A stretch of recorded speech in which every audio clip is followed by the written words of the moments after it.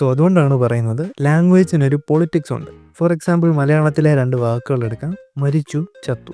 ഇതിൻ്റെ രണ്ടിൻ്റെയും മീനിങ് ഒന്നാണെങ്കിലും നമുക്കിത് ഒരേ രീതിയിൽ അങ്ങോട്ട് ഉപയോഗിക്കാനായിട്ട് പറ്റില്ല.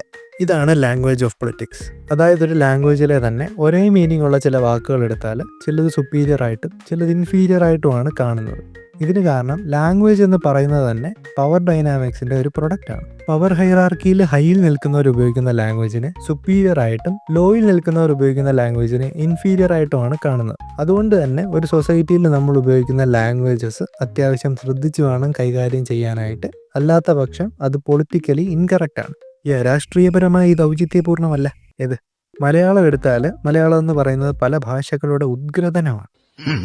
പണ്ടൊക്കെ സോ കോൾഡ് ഹൈ കാസ്റ്റിലുള്ളവർ മാത്രം ഉപയോഗിച്ചിരുന്ന ലാംഗ്വേജ് ആയിരുന്നു സാൻസ്ക്രിറ്റ്. അതുകൊണ്ട് തന്നെ ഇപ്പോഴും സാൻസ്ക്രിറ്റ് റൂട്ടുള്ള വാക്കുകളെ നമ്മൾ സുപ്പീരിയർ ആയിട്ടും ദ്രാവിഡിയൻ ഒറിജിൻ ഉള്ള വാക്കുകളെ ഇൻഫീരിയർ ആയിട്ടും വൾഗറായിട്ടുമാണ് കാണുന്നത്.